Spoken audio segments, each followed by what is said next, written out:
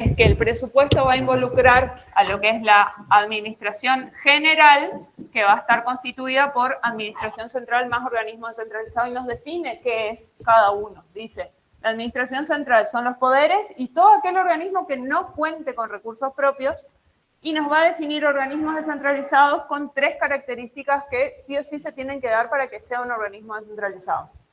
Una de ellas decía que tienen que tener recursos propios. Entonces, ese va a ser el caso de vialidad.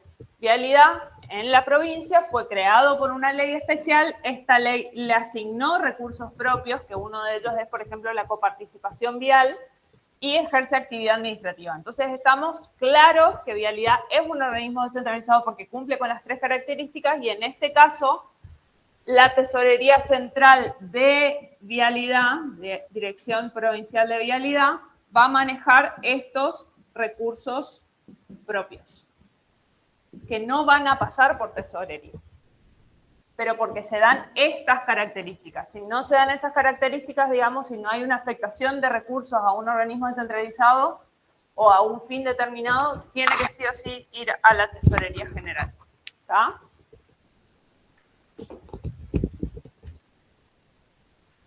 Bueno, seguimos. Acá esto era lo que decíamos antes. A nivel provincial, la Tesorería General de la provincia funciona bajo la dirección de un tesorero general y un subtesorero general, que son designados por el Poder Ejecutivo, pero acá con el agregado de con acuerdo de Cámara de Representantes. Eso quiere decir, como les dijo hoy el profe, que sus funciones van a durar mientras dure su buena conducta. Si no hacen ninguna macana, no se los puede echar. Esa es la diferencia con tesorero y subtesorero general de la Nación. ¿Está? Si un día el presidente se levanta y no le gusta más la cara del tesorero general de la Nación, lo puede sacar. A nivel provincial no, porque su función va a durar mientras dure su buena conducta. ¿Está? O, obviamente, si se jubila, no le vamos a hacer estar trabajando hasta que se muera solamente porque es buena gente. Y acá están las funciones que ustedes ya ven que son más acotadas que las del tesorero general de la Nación. Estas funciones están en el artículo 137 de la Ley de Contabilidad. Centraliza la recaudación, no recauda, solamente centraliza la recaudación de todos los recursos de la provincia con exclusión de los que correspondan a cuentas con administración directa y a los recursos propios de las reparticiones autárquicas. Entonces acá está más claro que a esta tesorería general no van a entrar ni los recursos con afectación específica de cuentas especiales, ni los recursos propios de organismos descentralizados. Y hace efectivo las órdenes de pago y entrega, es decir, cuando estas tesorerías centrales le pidan fondos para hacer frente a los pagos que deben hacer al sector privado, tesorería le va a proveer de los fondos, pero nunca tesorería va a hacer un pago a un tercero. ¿Está? Como regla general. Obviamente pueden haber determinadas y muy pocas excepciones, pero como regla general podemos decir que Tesorería General de la provincia no paga a terceros, sino a través de tesorerías centrales. Y la misma función de custodiar fondos, títulos y valores del Estado o de terceros que se ponga a su cargo. ¿Sí? De vuelta. Artículos 133 y 134. Sí.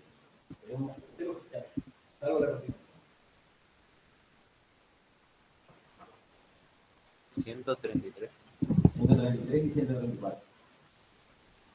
Las funciones del tesorero. Artículo 133. La Tesorería General funcionará bajo la dirección del Tesorero General y Subtesorero General, designados por el Poder Ejecutivo con acuerdo de la Cámara de Representantes. Artículo 134. El Tesorero General tendrá a su cargo el gobierno interno de la institución.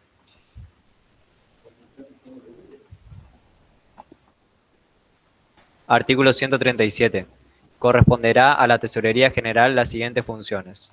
1. Centralizar la recaudación de todos los recursos de la provincia con exclusión de lo que correspondan a cuentas con administración directa y a los recursos propios de las reparticiones autárquicas.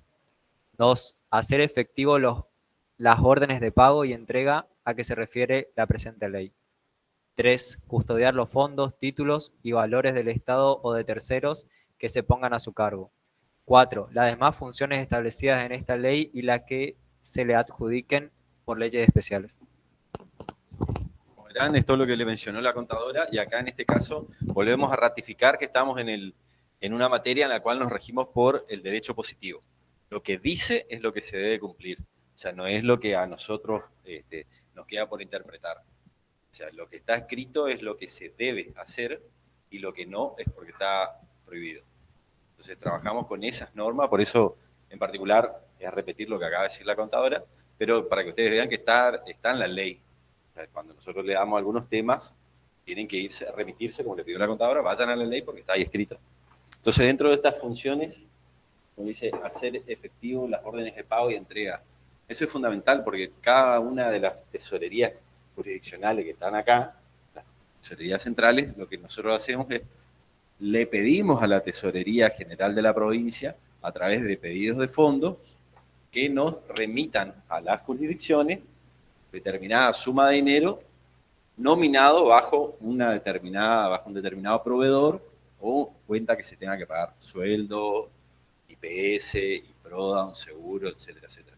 Entonces, la tesorería, como le acaba de decir la contadora, operativamente, ¿cómo es? Recauda toda la plata que le viene... No recauda. Centraliza. La recaudación la hace ATM, tiene toda la plata, le transfiere a Tesorería General de la provincia. Todos los días debe hacer una rendición de cuentas que debe informar, debe ingresar y tiene 24 horas para hacer el ingreso de este dinero a las cuentas de tesorería. Caso contrario, como dice el derecho positivo, lo que le estamos diciendo ya entra en infringiendo una norma. O sea, él tiene la obligación en 24 horas de ingresar. Esta ley también es bastante vieja, se remite a la época en la que se manejaba con billetes. En una época la tesorería iba al banco, sacaba los billetes, le llevaba una repartición, se pagaba con billetes, digamos, era una locura. Pero era propio de otras épocas. Hoy es todo digital y es mucho más rápido. O sea, tampoco el tesorero tiene que estar corriendo atrás del dinero. Es todo electrónico, por suerte, hoy. Pero en una época sí se manejaba con billetes. Se sacaba al banco, se transfería a los organismos iban y pagaban los sueldos de cada uno de los lugares con billete en mano. Una locura. Sobres. Cada una de estas tesorerías centrales tenían unas cajas fuertes, así con la manija, así, era una seguridad total, y ahí tenían los billetes, y si eran ustedes 60 los que había que pagarle sueldo, había que prepararle el sobre para cada uno de ustedes, con cambio, moneda y centavos, y así se hacían los pagos. Hoy en día no existe más el movimiento de efectivo en la administración pública. Entonces, el tesorero tiene 24 horas para rendir lo recaudado, informar a Contaduría General de la provincia. Una vez que Contaduría lo hace el registro de ese ingreso, debe informar también al ministro de Hacienda, a los chicos que están en Hacienda, y de ahí poder disponer del dinero. Son circunstancias que la caja, para que se pueda administrar y toda esta funcionalidad, el ministro de Economía es el que hoy tiene en la cabeza de él todo el tema del dinero, del movimiento financiero. Es el ministro de Hacienda el que va distribuyendo los pagos, porque tiene que haber algún tipo de política, al fin y al cabo, de cómo se van a ir los recursos que son muy limitados distribuyendo.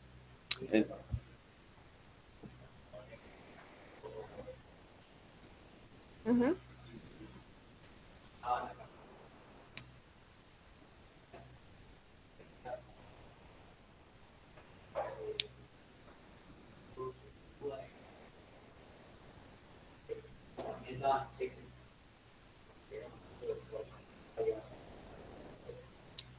En realidad, cuando el primer paso para salir del efectivo fue el cheque. Se sigue usando. En algún momento, casi el 100% de los pagos de la administración pública se hacían con cheques, después ya se empezaron a hacer vía transferencias los sueldos, y después se fue quedando en desuso el cheque, y hoy en día se ocupan, pero es lo menos. Hasta hace 4 años se usaba el cheque. Eran 10 millones de cheques que se giraban de cada una de estas tesorerías, de los servicios administrativos, la dirección de administración tenían su propia tesorería y se hacían 10 millones de cheques. A cada uno de los terceros que tenía un derecho contra el Estado se le hacía un cheque. El tema es que hoy en día es más fácil y más seguro hacer transferencias. Y se fue eliminando. También se está usando el cheque electrónico, se usan algunos casos el cheque, ¿cómo se llama? Postdatado. Pero el cheque era en su momento, hasta hace no mucho tiempo, 3, 4 años para atrás, era la modalidad de pago que había. O sea, sobre un pago tenías que hacer el cheque del proveedor, las retenciones de SUS, la retención de ganancia, las retenciones municipales, las retenciones de ingresos brutos si correspondía. O sea, por cada pago había que hacer 6, 5 cheques para arriba. O sea, era una locura. Y aparte acuérdense, no sé si alguien alguna vez manejó cheques en algún ambiente familiar o laboral, lo que sea. Las chequeras tienen su costo. O sea, cada chequera que emite un banco a favor de alguien tiene un costo. Entonces el Estado tenía un costo altísimo en chequeras. O sea, imagínense si cada pago tenía que sacar 5 cheques, una chequera duraba un suspiro. Entonces, otro beneficio del tema de las transferencias fue el abaratamiento de costos. Hoy en día es poco y nada lo que se hace de cheques. Y le deben hacer el pago.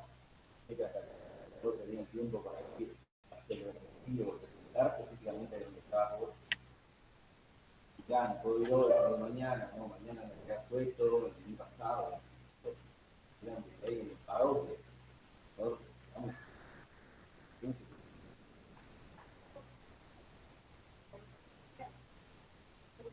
Claro, sí. Igual, no hay que ser escolta. Es, Se redujo la mínima sustracción, digamos.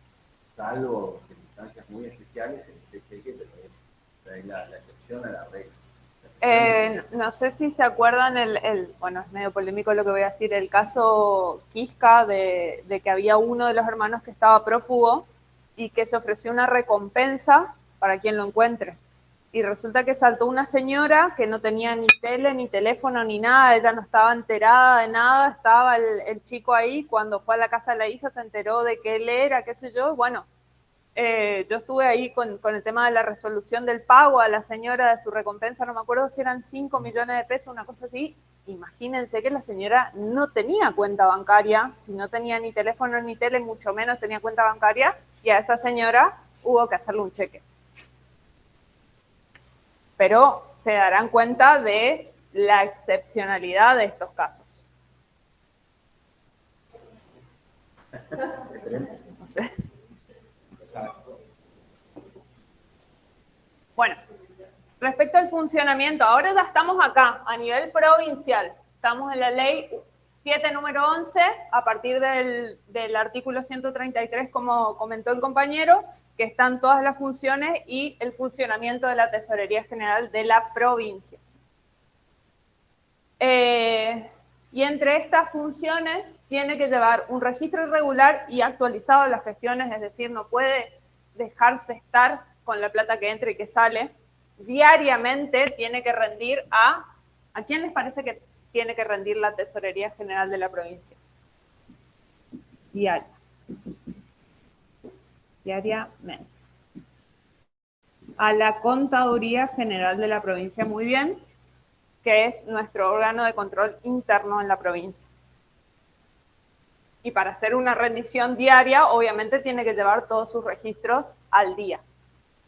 Depositar en las cuentas corrientes bancarias oficiales, y acá está lo que decía el profe, cuando recibía recaudaciones en efectivo, tenía que hacer el depósito en cuentas corrientes oficiales dentro de las 24 horas hábiles siguientes de todos los fondos ingresados. O sea, no podía tener en su poder fondos en efectivo por más de 24 horas.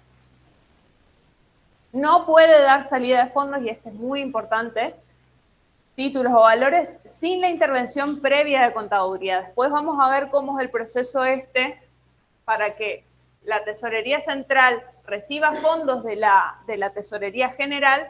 Va a haber que armar un circuito, una triangulación con la Contaduría General de la provincia, y la Tesorería no va a poder hacer este movimiento de fondos sin que intervenga previamente la Contaduría. ¿Por qué? Porque la Contaduría va a dar fe de que ese procedimiento es legítimo. ¿Está? Quiere decir, ¿y por qué uso la palabra legítimo? También es importante, porque en contabilidad pública los gastos tienen que ser legítimos. No es la palabra legales, no es la palabra ok, ni nada. La palabra es legítimo. Un gasto tiene que ser legítimo para que la Contaduría General de la provincia, como órgano de control interno, apruebe ese gasto y le dé el ok a la Tesorería General para transferir los fondos. Entonces esta es una limitación muy grande que tiene la tesorería, que dice que no va a poder mover ninguno de estos fondos que ingresan sin la previa intervención de la Contaduría General. Bueno, esta es una facultad, va a poder abrir tantas cuentas corrientes bancarias necesarias para el movimiento de los fondos como necesite. Y cuando acá dice a la orden conjunta del tesorero y subtesorero, ¿qué quiere decir? Que van a ser los firmantes de esa cuenta y por lo tanto cuando se emitían cheques, las dos personas tenían que firmar los dos cheques. Las dos personas, todos y cada uno de los cheques de salida de la tesorería. Hoy en día, con el tema del movimiento digital, ¿cómo les parece que es? Firma digital, es decir, autorización doble de cada uno de los firmantes de la cuenta. O sea, ellos todos los días se tienen que sentar en su compu, digamos, con su usuario y contraseña y autorizar todas y cada una de las transferencias de fondo de la Tesorería General. El tesorero y el subtesorero.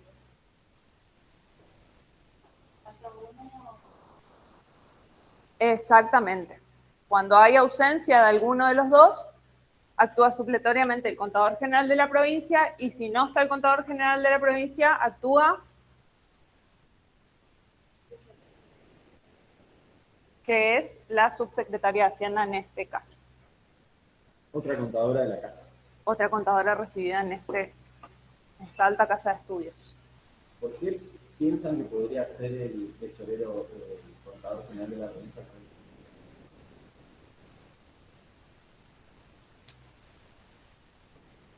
Todo lo que dijimos, un centro, una idea. ¿Por qué es bastante...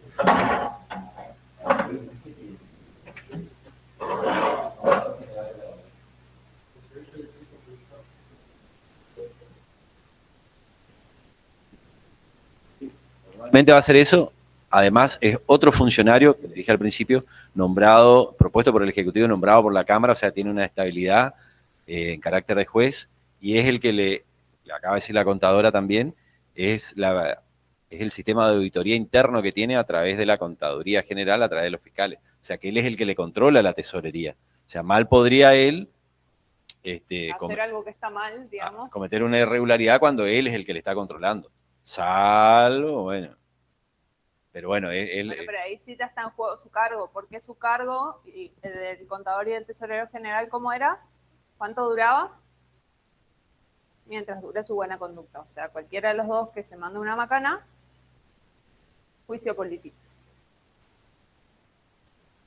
Bueno, acá está otra de las reglamentaciones de la ley de contabilidad que dice que el tesorero general o la tesorería general de la provincia va a tener que enviar diariamente a la contaduría el balance de movimiento del tesoro, que va a tener que decir como balance. ¿Qué les dice la palabra balance?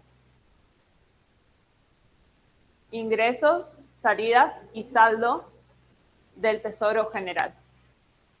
Y acá otra vez aparecieron estos dos personajes que son en los servicios administrativos y las direcciones de administración funcionarán las tesorerías que centralizarán la recaudación de las distintas cajas de la jurisdicción, que eso era lo que hablábamos hoy cuando habían fondos afectados o fondos propios de un organismo centralizado, y recibirán de la Tesorería General los fondos que se ponen a disposición de las mismas y cumplirán las órdenes de pago. Dijo, el tesorero abrirá tantas cuentas como sea necesaria. No es que está abriendo todos los días una cuenta. Se trata de cuentas unificadas, cuentas centralizadas, hay una principal cuenta, la famosa 83. La 23. La 23, algo de 3 era. 23/9. La famosa cuenta 23/9, donde ingresa la mayor parte de las recaudaciones de la provincia. Hay una recaudación centralizada, porque si no, antes también lo que pasaba era que había 200 millones de cuentas, que una que se giraban a esa cuenta no se podía sacar ese dinero si no había una autorización de los que estaban a cargo de esa cuenta. Entonces, era verdaderamente un caos. 200 cuentas donde había muchísimo dinero sin mover, quedaban paralizadas hasta cuánto se pague. Entonces había una especie, no podía haber un control adecuado y un manejo eficiente de los recursos. Son muy, pero muy finitos. Son infinitos, son muy finitos. Entonces a través de esto se hicieron las recaudaciones. Entonces el tesorero va a abrir las cuentas que sean necesarias, ¿no? No es que está todos los días porque aparece la recaudación o porque es lunes, abrimos la cuenta los lunes, la cuenta los martes, no, no. Es muy poco frecuente abrir esas cuentas. Y acá lo que le dijo lo último a la contadora. Vuelvo a insistir. Los servicios administrativos y dirección de administración funcionarán las tesorerías. La ley también dice que los directores de administración y los tesoreros deben ser profesionales en ciencias económicas. Nuevamente, es nuestro mercado laboral importante para el sector público. Vuelvo a repetir, aquello que le va a interesar trabajar en el sector público o que ya lo hacen, es un mercado laboral muy, muy interesante para nosotros. Vuelvo a repetir, si trazo una línea de acá para allá, el 70% que se queden posadas va a trabajar, así nos dice la estadística, va a trabajar en el sector público. Bueno, ¿se acuerdan de esta palabrita que vimos en la unidad 2? Ordenadores. ¿Se acuerdan más o menos una idea tenían? Bueno, habíamos dicho que habían ordenadores de gastos y de pagos.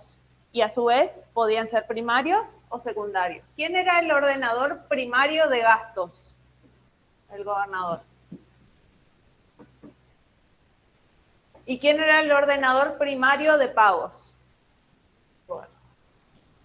El gobernador es una sola persona. No se puede poner a analizar todos y cada uno de los expedientes de gastos de toda la administración pública, ni mucho menos ponerse a pagar cada uno de estos gastos. Ni con cheque, ni con plata, ni con transferencia. Sería una actividad imposible que una sola persona la haga. Entonces, lo que se hace es establecer ordenadores secundarios.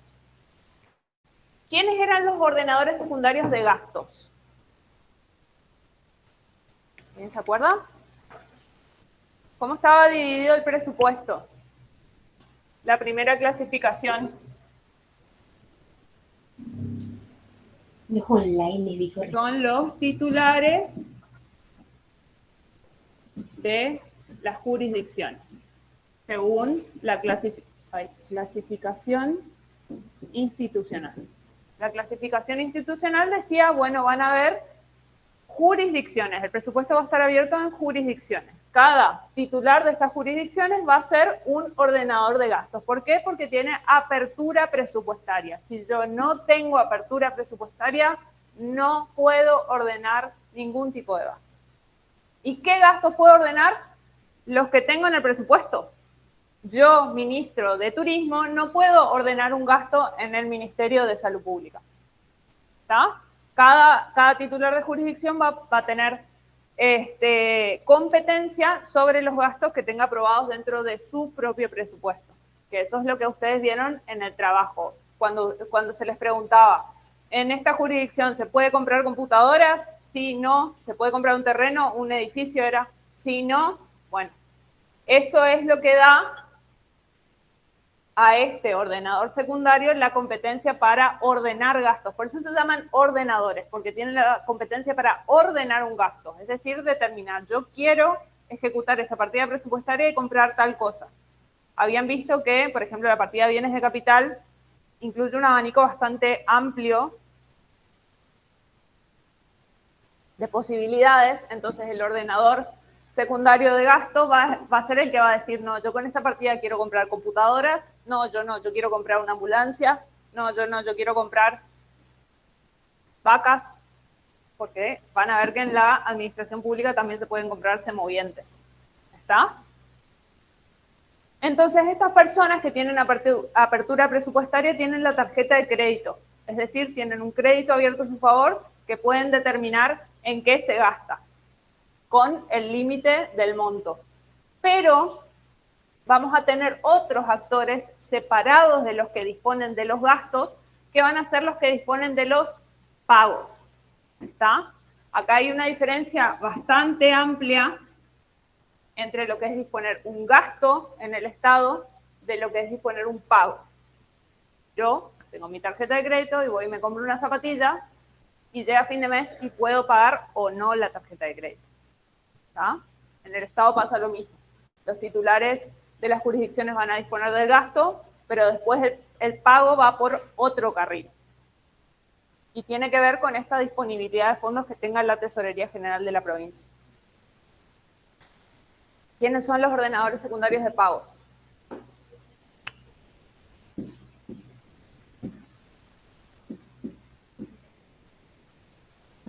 Muy bien. Son estos tres actores que van a tener la competencia para disponer pagos en la provincia. Y por lo tanto, en este carácter se los denomina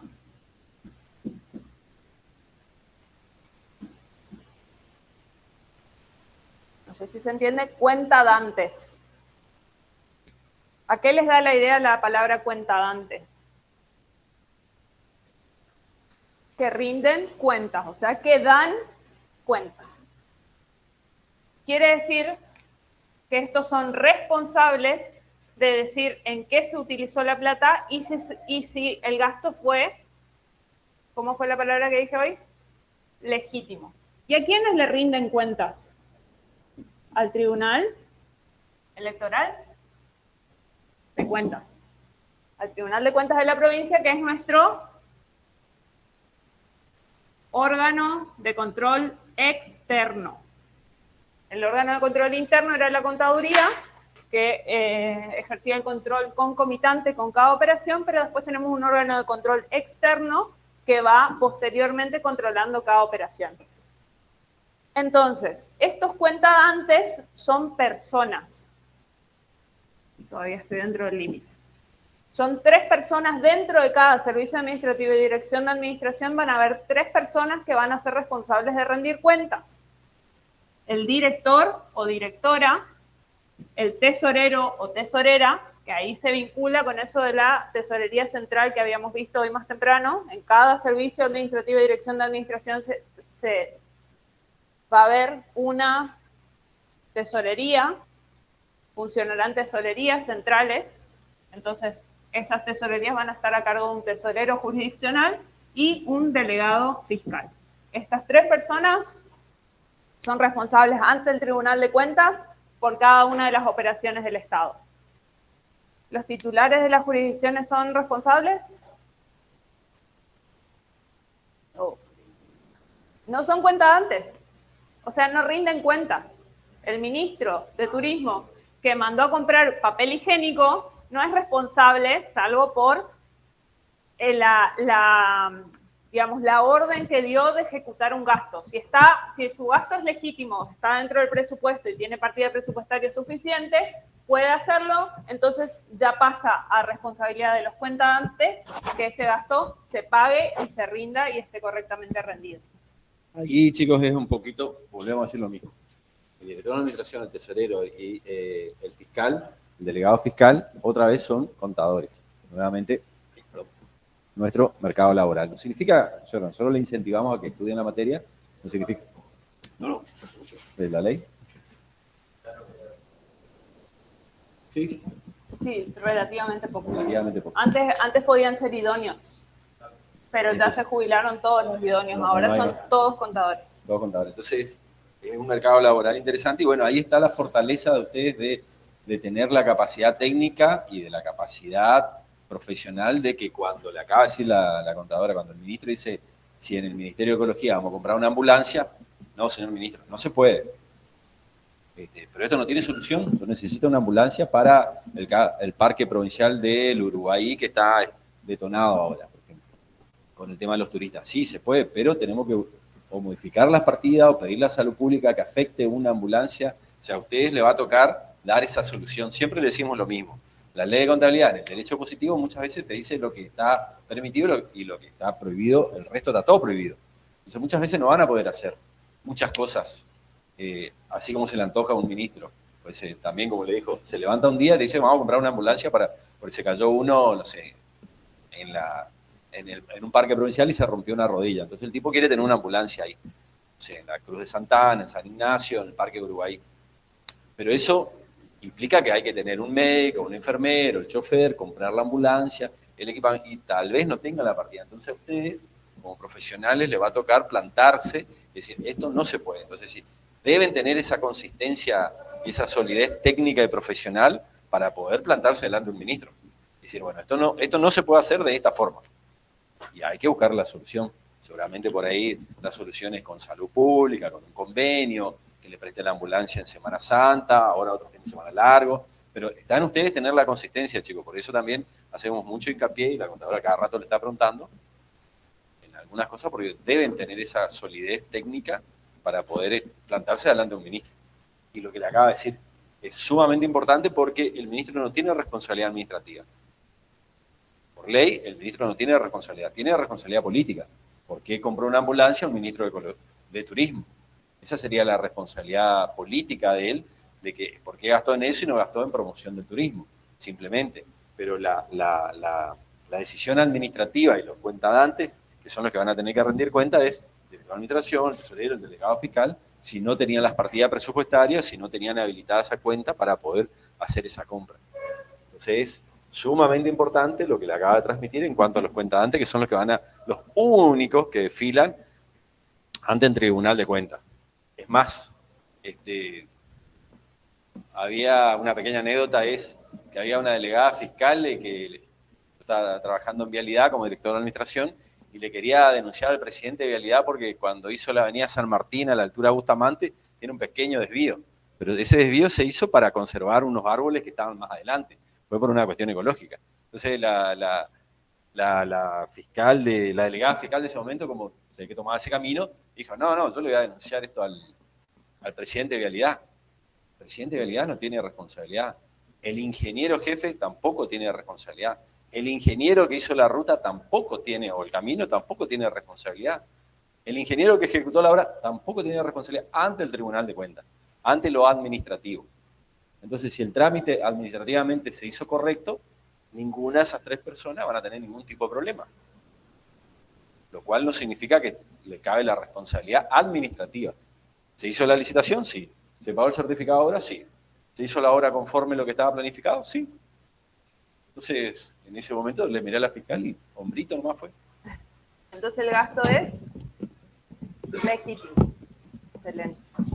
Vamos a ver después en la unidad siguiente toda la parte de gastos que es mucho más compleja que la parte de recursos, pero sí les quería dar este pantallazo respecto a los ordenadores secundarios de pagos que van a ser cuentadantes y que van a tener que rendir cuentas al tribunal por todos los ingresos y los egresos. Todo lo que recaudó, si tiene una caja específica, o lo que recibió de la Tesorería General de la provincia y a dónde fueron todos esos fondos. Y patrimonial, solidaria, entre los tres. Si hay una multa de 1 millón de pesos, los tres son solidariamente responsables por esa multa de 1 millón de pesos. ¿Viste paga Vialidad? ¿Es personal? Bueno. Entonces a nosotros nos interesa el concepto. A veces yo uso la palabra ingreso, pero siempre me estoy refiriendo a recursos. En contabilidad pública el término correcto para referirse a las entradas de dinero es la palabra recursos, pero a veces también se utiliza indistintamente la palabra ingreso. Para contabilidad pública el recurso es examinado en doble incidencia, la financiera y la patrimonial. ¿Por qué? Porque nosotros vamos a ver, ¿se acuerdan en la primera unidad que decíamos que la contabilidad pública tiene 3 ramas? Preventiva, ejecutiva y crítica. La ejecutiva tenía 2 subramas, patrimonial y financiera. ¿Por qué? Porque nosotros tenemos que llevar el registro contable de todos los ingresos en efectivo y los egresos de dinero, pero también todos los ingresos patrimoniales y las salidas patrimoniales. Entonces, recurso también acá se refiere a la parte patrimonial. No se limita a tomar el recurso como un ingreso monetario del Estado, sino que además trata de registrar todos los movimientos patrimoniales derivados del ingreso. Entonces, si yo vendo tierras fiscales, voy a tener un ingreso en dinero por esa venta, pero al mismo tiempo voy a tener una disminución patrimonial por la salida de esas tierras fiscales. Si yo remato móviles policiales que ya no sirven más para el uso intensivo que se les tenía que dar, los puedo rematar el ingreso de dinero se tiene que reflejar en la contabilidad financiera, pero la salida de los móviles se tiene que registrar en la contabilidad patrimonial. Siempre es doble. ¿Se les ocurre un ejemplo de un movimiento que sea uno solo de los dos, o solo patrimonial o solo financiero?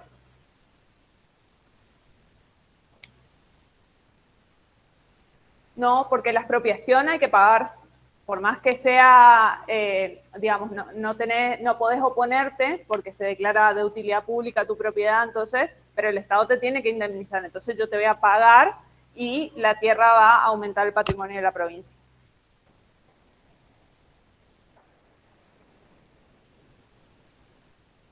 Exactamente, ahí sería un incremento patrimonial sin ninguna contrapartida financiera.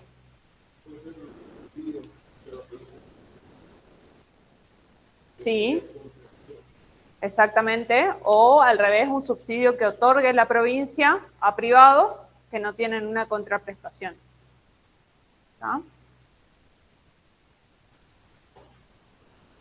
Bueno.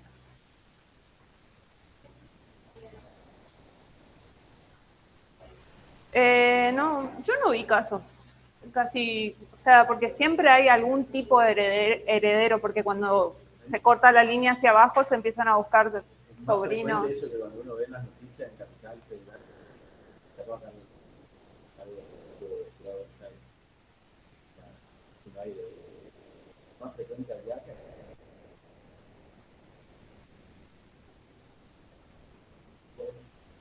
bueno, acá tenemos una pequeña clasificación doctrinaria de los recursos.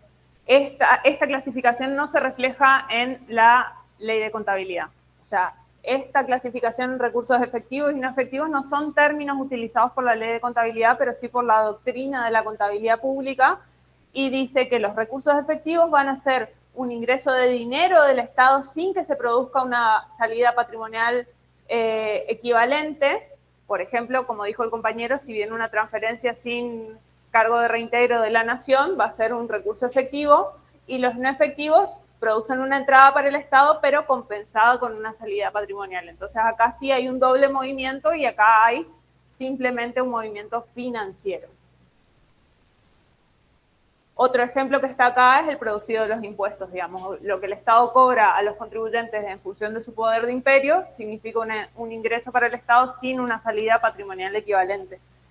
Pero, por ejemplo, cuando el Estado vende bienes, ya sean muebles o inmuebles, se va a producir el doble movimiento financiero y patrimonial.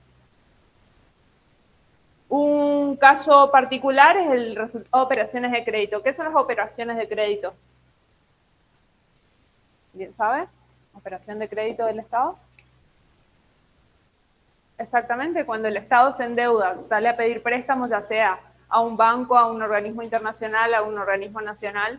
Entonces, esos recursos que ingresan al Estado por el préstamo no son ni efectivos ni no efectivos, sino que son un procedimiento financiero de adelantamiento de recursos. O sea, porque si yo el préstamo que tomo lo voy a tener que devolver el año que viene, yo simplemente estoy adelantando los recursos que voy a cobrar el año que viene.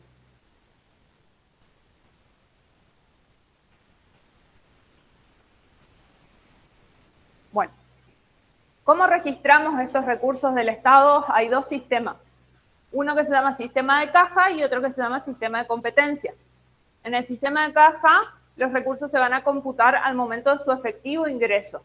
Y en el sistema de competencia no, sino que se van devengando a medida que se van estableciendo los créditos a favor del Estado. Entonces, por ejemplo, a principio de año, si ustedes tienen un vehículo o un motovehículo, entran a la página de rentas y dicen, este año tengo que pagar 100 lucas de impuesto automotor.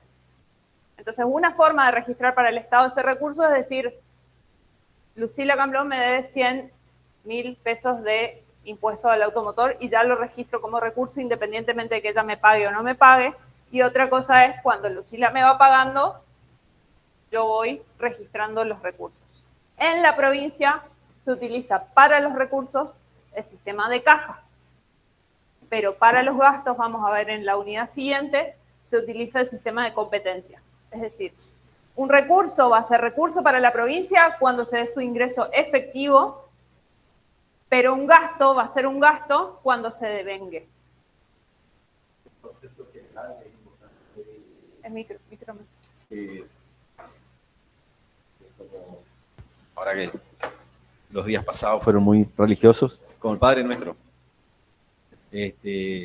Nosotros tenemos un sistema de caja, entonces los ingresos es por lo percibido y los gastos por lo devengado. O sea, es un sistema mixto que utiliza la provincia en cuanto a la administración de los ingresos y de los gastos. Los ingresos, como le acaba de decir la contadora, es lo que efectivamente entra a la caja entre el 1 de enero y el 31 de diciembre, independientemente de cuándo se hayan devengado. Sale una moratoria de patentes, como le acaba de decir, de los últimos 5 años, yo debo patente de los últimos 5 años, quiero vender un auto, tengo que pagar la patente, que nunca se paga hasta que llega el hachazo y se tiene que pagar la patente, entonces se ingresan 2 o 3 años juntos, o el inmobiliario, el impuesto inmobiliario. Entonces, para la provincia, el ingreso es lo que se percibe en ese año, independientemente del año en el que se haya devengado los ingresos. En cambio, el tema de los gastos, sí es en el momento en que se hace que se devenga. Si el año pasado se compró una ambulancia, volvemos al mismo caso, pero no se pagó, o se va a pagar este año, no importa que se pague este año, fue en qué año se hizo el trámite de compras, en qué año se devengó. Ya lo vamos a ver con más detalle, pero en qué año se compró esa ambulancia. Puede ser en el 24, puede ser en el 23 que esté la deuda y recién se paga, por X razones se paga este año. Bueno, los ingresos corresponden a este año, pero los gastos corresponden al año en el que se hizo ese trámite, por así decirlo rápido, pero es el concepto del devengamiento. En cuanto a los recursos, los créditos que le mencionó la contadora hace un ratito, la anilla anterior, en la provincia hay una ley, se modificó, porque se quiso salir del festival de préstamos que había en la década del 90. La provincia terminó la década del 90 con 1.200 millones de dólares de deuda. 1.200 millones de dólares. Imagínense lo que eso hubiera significado al día de en estos años. Bueno, lentamente fue cancelando, pagando, especificando esas deudas a través de distintas operatorias que fueron. Hoy representa menos del 3, 4%. Menos, sí, 2%. Menos. 2% del presupuesto general de la provincia, cuando antes representaba el 120% del presupuesto. O sea, menos del 2% del presupuesto es la deuda que la provincia tiene hoy, que hace aproximadamente 20 años no se toman préstamos. Entonces, también, como hubo una intentona en otro momento de otra vez de ensartarle préstamos a la provincia, se puso otra ley y cada gobernador, si llega a tomar un préstamo, lo debe cancelar. El periodo de cancelación de ese préstamo debe ser dentro de su propia gestión. O sea, a hoy estamos a 1 año y medio de gestión del actual gobernador. Si llega a tomar un préstamo, lo tiene que cancelar en los futuros 2 años y medio. Porque la mayoría de los préstamos, ustedes van a ver, incluyendo estos nacionales de los que se están hablando, le dicen un periodo de gracia. Y te dan 4 o 5 años de gracia para que explote dentro de 6, 7 años el pago de esas deudas. Entonces la provincia modificó eso y solamente se pueden tomar préstamos aquellos que se van a cancelar dentro del mismo periodo legal o constitucional de mandato del gobernador que lo va a tomar.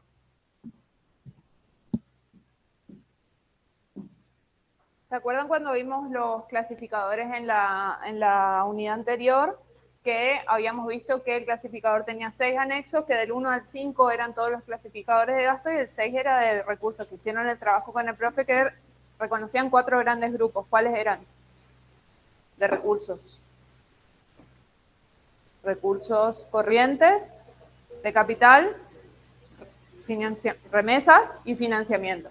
Que remesas era un concepto tipo una cuenta de orden que simplemente registraba las remesas de la administración central a los organismos descentralizados. Entonces, cuando nosotros hablamos de presupuesto y decimos, bueno, hay recursos corrientes que vienen de jurisdicción provincial que pueden ser tributarios o no tributarios. Dentro de los tributarios decíamos, hay 4 impuestos, ingresos brutos, sellos, IPA, inmobiliario. Una cosa es lo que yo calculo recaudar. Si yo digo, yo voy a recaudar 100 de ingresos brutos, 100 de sellos, 100 de IPA y 100 de inmobiliario, quiere decir que sobre el patrimonio van a ser 200, sobre el consumo van a ser otros 200 y el total de tributarios van a ser 400. ¿Está? Este es el cálculo, esto es lo que yo estimo recaudar en este año, que se hace en base a previsiones de alícuotas y de contribuyentes, etcétera, pero cuando yo considero que el recurso está recaudado es cuando se da el efectivo ingreso en la provincia. Entonces, no tiene que ver con la parte presupuestaria. Esto es simplemente una estimación de cuánto yo más o menos estimo recaudar, pero acá nos estamos refiriendo a lo que es la ejecución de recursos. La ejecución va a estar dada cuando se dé el efectivo ingreso de pesos y no cuando se diga fulano este año va a tener que pagar tanto, mengano va a tener que pagar tanto, ¿se entiende? Se refiere a la ejecución. El sistema de caja está vinculado con la ejecución de los recursos. ¿Se entiende? ¿Más o menos? ¿Está? Bueno. Entonces acá tenemos como un comparativo entre lo que es el régimen nacional y el provincial. Después lean cómo es el nacional, pero lo que a nosotros nos interesa es el régimen provincial, que en la ley de contabilidad en su artículo 37 dice que la contabilidad de recursos deberá registrar por conceptos, es decir, respetando el nomenclador que habíamos visto, los importes efectivamente ingresados en las cajas recaudadoras hasta el 31 de diciembre de cada año. O sea, va a ser recurso de este año, desde el 1 de enero hasta el 31 de diciembre, lo que efectivamente ingrese. No importa si yo estoy pagando, como dijo el profe, la patente del año 2024. Si yo la pagué en 2025, eso es un recurso del 2025. ¿Está? La percepción de los recursos se efectuará por intermedio del agente financiero de la provincia. ¿Quién es el agente financiero de la provincia? Donde todos los empleados públicos cobran su sueldo. Banco Macro, o de las oficinas autorizadas al respecto. ¿Se imaginan cuál es una oficina autorizada para recibir fondos de la provincia? ¿Nunca les tocó ir a pagar inmobiliario, patente al colegio de escribanos? O sellos también. Bueno, hay determinados lugares que funcionan como cajas recaudadoras del Estado. O los registros, por ejemplo, automotores, que ahora ya no son más. Ahora son los municipios los agentes recaudadores del impuesto de sellos. ¿Está? Entonces, si yo pago el 31 de diciembre el impuesto de este año, va a ser recurso de este año. Si lo pago el 1 de enero, ya va a ser un recurso del año siguiente, por más que sea un impuesto del año anterior. ¿Está? Bueno, ¿quiénes son los agentes recaudadores? Y acá nos metemos más que nada en lo que es la provincia. La Dirección General de Rentas, que ahora se llama ATM, pero en la ley de contabilidad se sigue llamando todavía Dirección General de Rentas, dice: los recursos tributarios del Estado serán recaudados por la Dirección General de Rentas de acuerdo con las disposiciones del Código Fiscal. El Código Fiscal es el que establece todas las cuestiones relativas a los impuestos provinciales. Base imponible, alícuota, no, bueno, hay otra ley de alícuotas, pero sí, base imponible, los sujetos pasibles del impuesto, etc. Es un organismo descentralizado que funciona en la esfera del Ministerio de Hacienda y debe ingresar diariamente los recursos que recauda a la Tesorería General de la provincia. Eso era lo que vimos hoy. ATM recauda y deposita diariamente a la tesorería centraliza y custodia y pasa a las tesorerías centrales para el pago de los gastos.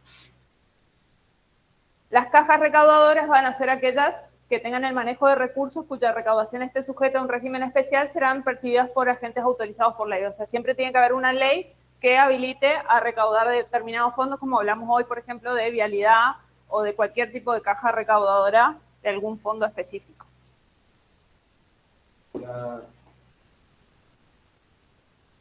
Creo que dice la Dirección General De renta, ATM, de acuerdo a la disposición del Código Fiscal, la Dirección de ATM podría agarrar y subir o bajar a alícuotas con los impuestos. ¿Qué le parece a ustedes? Con lo que le acaba de decir la contadora, rápido le dijo. ¿Cómo? No, no pueden tocar las alícuotas ni pueden tocar las bases imponibles. Esas son las leyes fiscales que establecen tanto en el ámbito provincial como en el nacional, lo que sí, ahí sí corresponde a lo que ustedes estudiaron en impuestos 1, impuestos 2, o en finanzas en su momento. Entonces la ATM no puede tocar, el ATM es el agente recaudador solamente, o sea, es la aplicación de las leyes que establecen para ingresos brutos, para sello, para patente, etcétera, etcétera, para cada uno de los tributos, establece el sujeto, el objeto, la base imponible, las alícuotas, etcétera, etcétera. Pero rentas no puede tocar la parte de la forma en la que tiene que recaudar, etcétera. Simplemente va a llevar a cabo la recaudación de lo mismo, la ejecución, y la mejor forma, el arte, mejor hacer la función para recaudar, tratar de que no se le escape la tortuga. Pero en definitiva no puede tocar, es un agente recaudador, o sea, no es que va a decir, bueno, este sector de ingresos brutos no, mañana, 1 de mayo no vamos a cobrar porque es día del trabajador, entonces no le vamos a cobrar nada, no, eso es lo que no puede hacer. Es un agente recaudador, tiene lo mismo que estamos tratando en la materia, tiene su base imponible, su monto imponible, sus alícuotas, etcétera, etcétera, etcétera. ¿Quién es el sujeto, el activo, los que van a ser los participantes de la parte impositiva? Pero no puede tocar, digamos, la parte fiscal. Es un agente recaudador simplemente.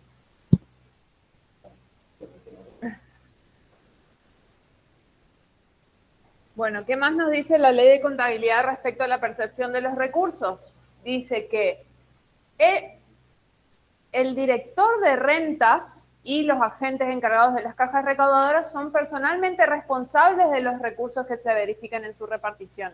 Entonces ahí van a ver la importancia del cargo de otra egresada de la casa, Belén Gregory, que es la directora actual de rentas, y el único intermediario es el agente financiero de la provincia, que es el Banco Macro. ¿Cómo? Creo que sí, debe tener 35 por ahí. Sí, por ahí.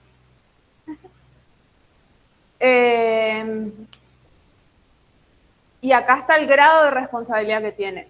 Cada agente que recaude o perciba fondos de la provincia, que quienes son el director de rentas y los agentes de las cajas recaudadoras, tienen la obligación de proceder a su ingreso o depósito bancario oficial antes de la expiración del siguiente día. Si yo cobro algo hoy, tengo hasta mañana al fin del día para hacer el ingreso. Su responsabilidad se extiende a las sumas dejadas de percibir. Es decir, que también yo soy responsable de lo que no percibo. Si viene Juancito y me dice, che, yo quiero pagar la patente, yo le digo, no, ya cerré la caja, vení mañana, y Juancito mañana no viene, yo como agente recaudador soy responsable por las sumas que dejé de percibir y yo debería reintegrar eso que, si se prueba, obviamente previo sumario administrativo, yo tendría que reintegrar la suma que dejé de percibir. O sea, no solamente los agentes recaudadores son responsables por las sumas que perciben, sino también por lo que no perciben. ¿Y cómo proceden al registro de estas recaudaciones? Tanto la Dirección General de Rentas como toda caja recaudadora que se instituya por ley va a tener que aplicar el sistema de caja, es decir, va a tener que registrar como recurso los importes efectivamente ingresados en las cajas recaudadoras hasta el 31 de diciembre de cada año. ¿Qué quiere decir? Que si yo pagué un impuesto desde mi casa, sentada así con la compu, el 31 de diciembre, que obviamente es un día inhábil para la administración pública, el director de rentas, el primer día hábil siguiente, va a tener que registrar ese recurso como un recurso del año pasado. Si la transferencia yo la hice el 1 de enero, ya corresponde al siguiente ejercicio. Lo que les quiero decir es que ustedes tienen que tener en cuenta que hay a veces un desfasaje entre el efectivo ingreso y la registración contable. No todas las registraciones contables se hacen en el mismo instante en el que está ingresando la plata.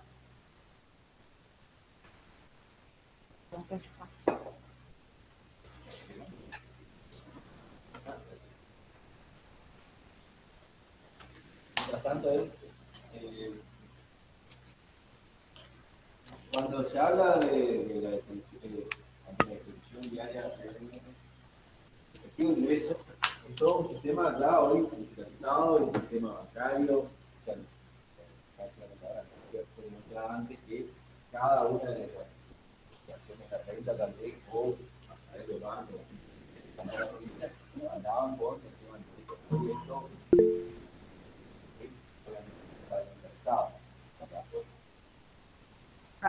era eso más mientras ella sí. Bueno, y entonces, ¿qué procedimientos van a llevar para los registros? Van a tener que hacer en rentas y en las cajas recaudadoras un balance diario de los ingresos depositados a su orden en el agente financiero, es decir, a la orden de ATM o de las cajas recaudadoras. ATM, que es la ejecutora del Código Fiscal, va a tener que distribuir diariamente los recursos ingresados de acuerdo al Código Fiscal y va a tener que emitir estados diarios y mensuales. ¿Qué les parece, por ejemplo, que va a tener que hacer rentas respecto a esta distribución diaria? ¿Qué se imaginan que puede llegar a representar esto? ¿Cómo que? Muy bien, pero... por ejemplo, hay una ley que es la 15 número 10 de coparticipación de impuestos a municipios, que dice que el 12% de ingresos brutos, IPA e inmobiliario, el 12% se tiene que depositar en la orden de los municipios. Entonces, todos los días, rentas de lo que recaude por estos tres impuestos va a tener que sacar el 12% y depositar en la cuenta respectiva o en la cuenta correspondiente a fondos coparticipables a municipios. No sellos. ¿Está? Bueno, y mensualmente Rentas tiene que hacer una rendición completa a la Contaduría General de la provincia y una memoria anual que tiene que remitir al Ministerio de Hacienda de todas sus actividades. Entonces hay tres cosas que tiene que hacer. Un balance diario que le tiene que mandar a la Tesorería General de la provincia, una rendición mensual a la Contaduría y una memoria anual al Ministerio de Hacienda. Todo eso tiene que hacer Rentas. Bueno, esto de valores fiscales ya directamente no existe más, se daba en otra época, así que no tiene mucho sentido que lo hablemos. ¿Dudas, consultas, preguntas?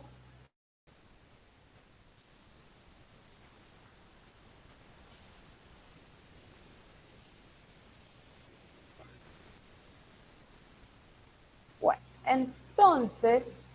Sí. Pero en base a la información de rentas, porque el banco tiene que saber cuántos de inmuebles. Sí. Sí. Ahora ya es automático. Bueno.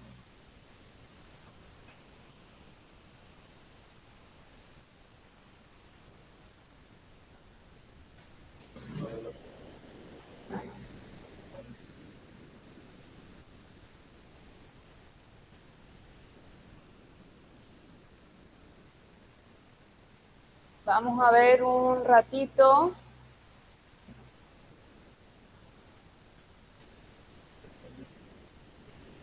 Este es el presupuesto 2025. ¿Se acuerdan que habíamos dicho que en el presupuesto había una parte de articulado, digamos, que establecen todos los artículos que tienen primero las disposiciones generales y después todas las disposiciones específicas que tienen vigencia para el ejercicio financiero y después vienen los cuadros analíticos del presupuesto?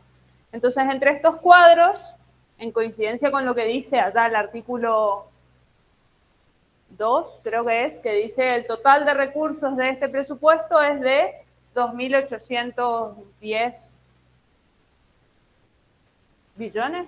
Bueno, 2.800.000.000, no sé cómo se lee. Porque eso está en miles. Vamos a ver en el artículo. Este es el presupuesto, el artículo 2.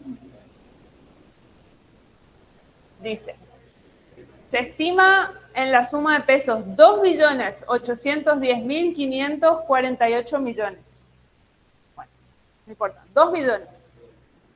Tenemos 2 billones de recursos y lo que hacen estos cuadros analíticos del presupuesto es abrir en el nomenclador que vimos la clase antepasada. Entonces dice, bueno,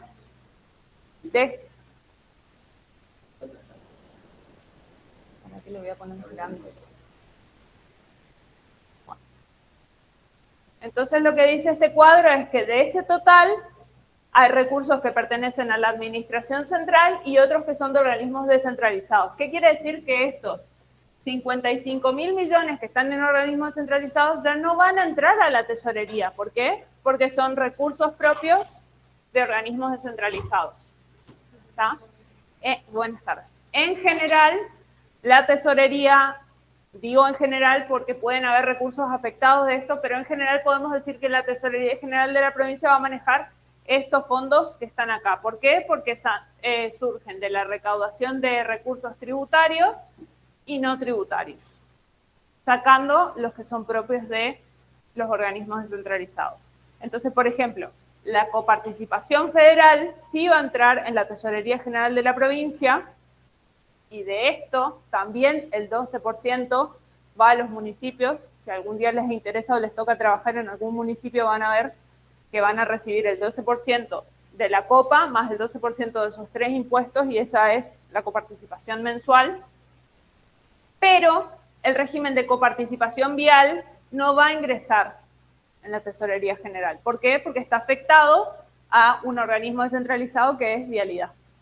Lo mismo va a pasar con el FONAVI, que lo vamos a ver en el siguiente cuadro, pero básicamente esa es la distribución, para que ustedes vayan entendiendo cómo es la relación entre esto que vimos hoy de Tesorería General de la provincia con la apertura del nomenclador de recursos. Acá están corrientes y de capital. Acá. Exactamente, sí. Cuando no tienen una afectación específica, porque si yo saco una ley declarando utilidad pública determinada o sacando la utilidad pública de una tierra fiscal y la puedo vender, pero ya por esa misma ley afecto el recurso a tal cosa, va a estar afectado. Pero si no tiene afectación, sí va a entrar a la Tesorería General. En esos casos hay que ver cada instrumento. No hay una regla general, hay que mirar el instrumento.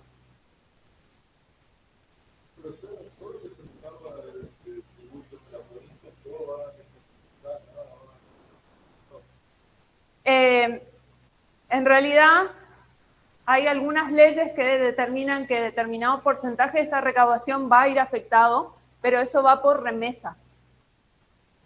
¿Está? Entonces, toda la recaudación en principio es de libre disponibilidad de los recursos tributarios del Estado y después por remesas se pasan a los organismos que corresponden. Por ejemplo, el Parque de la Salud tiene el 25% de la recaudación de ingresos brutos.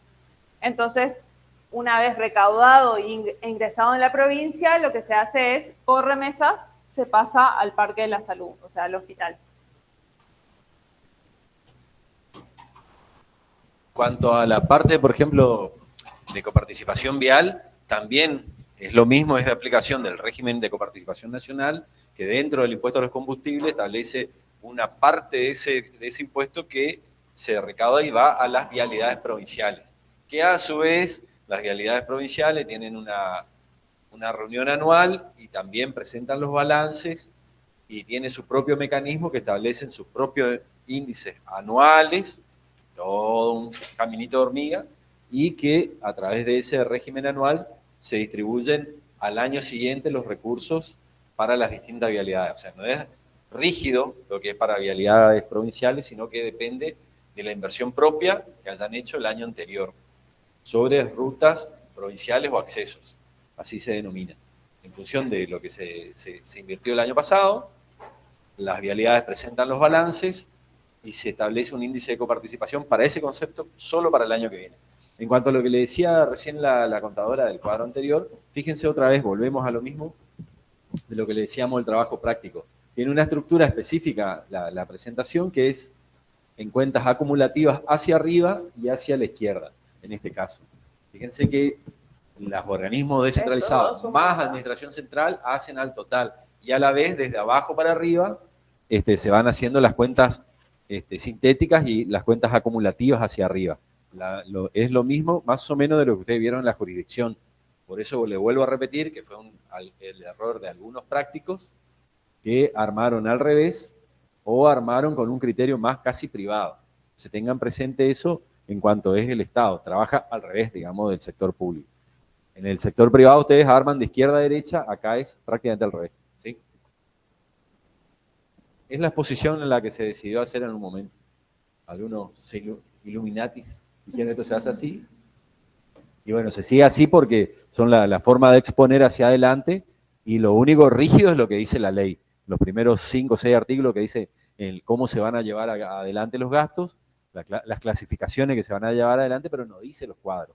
Los cuadros en algún momento se tomó ese criterio contable y después se sigue para poder ir comparando con los años subsiguientes. Inclusive le decíamos en algún momento en el nomenclador, si llega a desaparecer un impuesto o se llega a agregar otro, si se llega a agregar otro iría acá en número 4, o si se llega a anular alguno, lo que se hace es que se inutiliza ese para que los sistemas contables puedan hacer las comparaciones en los años sucesivos. O sea, no es que hay un corrimiento entre esta nomenclatura para poder hacer la comparación en los años siguientes, sino que si se anula, se elimina ese subcódigo, y si se agrega, es a continuación para poder hacer la comparación, porque si nosotros modificamos el año que viene, vamos a decir, si esto lo damos vuelta, estaríamos comparando rentas y utilidades contra tasas y servicios, y no rentas contra rentas de 23, 24 y 25, sucesivamente. Entonces, fíjense cómo trabaja esto, que es la parte del práctico, que es lo que en algunos casos se cometió ese error. En cuanto a lo acumulativo, son las cuentas sintéticas más las cuentas analíticas que van hacia arriba y de derecha a izquierda.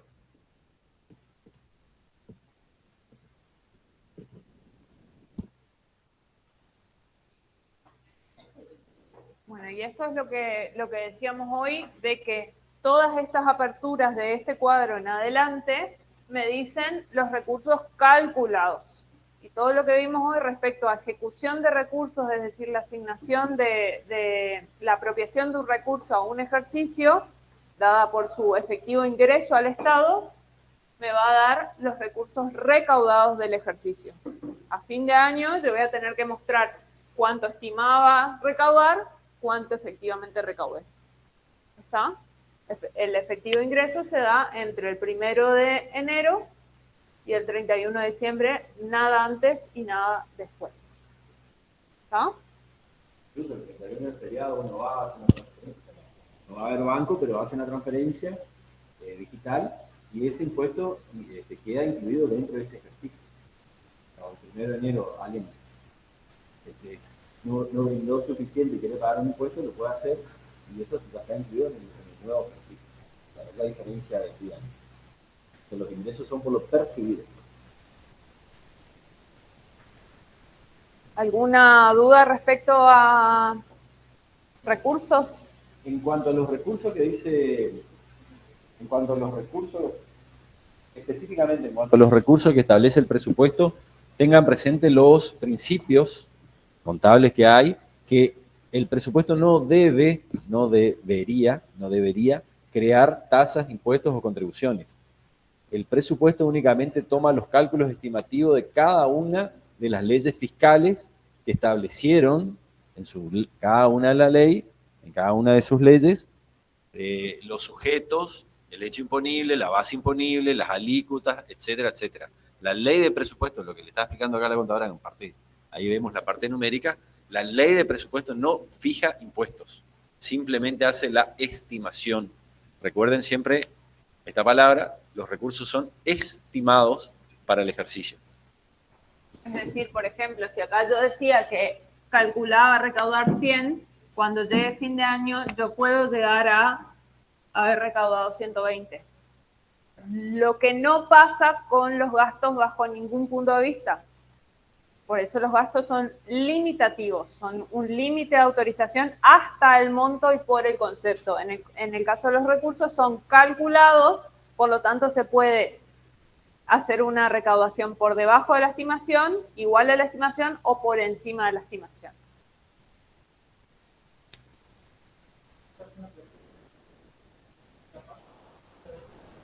Nosotros vamos a ver que estos cuentadantes tienen que rendir cuentas mensuales a la Contaduría General de la provincia como órgano de control interno. Entonces, mensualmente lo que van a tener que hacer, que en el caso de la tesorería es diario, pero en el caso de los servicios administrativos y direcciones de administración es mensual, van a tener que rendir esto si es que tienen una caja recaudadora. Si no, rinden solamente los gastos mensualmente y después a final de año, como en la contabilidad privada, en la provincia se hace una cuenta general del ejercicio que vendría a ser un balance que muestra todos los movimientos financieros y patrimoniales de todo el año, del 1 de enero al 31 de diciembre.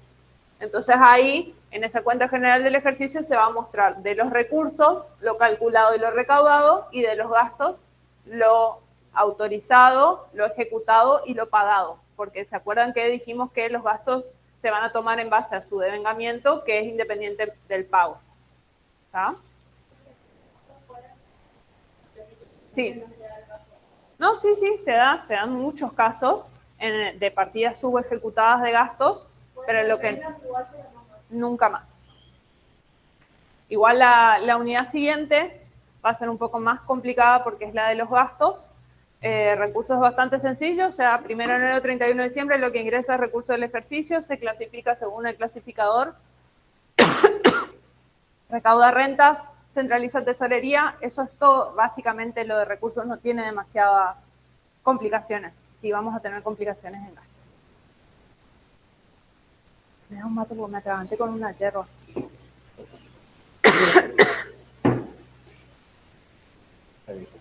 Cuando uno reseca la tierra, estamos 20 minutos. Está desecado eso. Claro. Vamos bien. Vamos bien.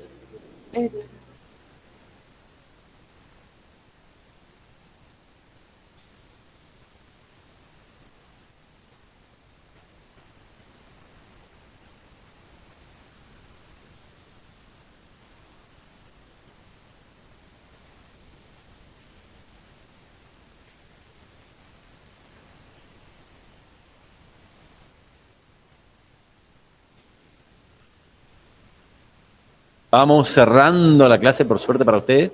Así que consultas, dudas, inquietudes, y si no, vamos cerrando.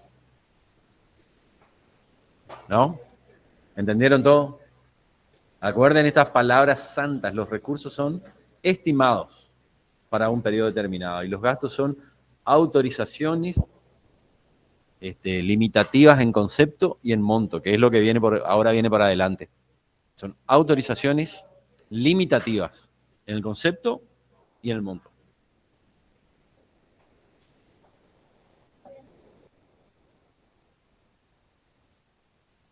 Lo otro que les recuerdo que todo este material, la reseña de clase más las filminas que vimos, está en el aula virtual. Consultas, si van a hacer consultas por aula virtual, por favor especifiquen a qué materia están consultando, porque nosotros recibimos sin indicación de qué curso nos están mandando, entonces por ahí nos preguntan y como estamos en más de una materia no sabemos a qué materia, pero bueno, estamos abiertos a cualquier tipo de consulta por aula virtual.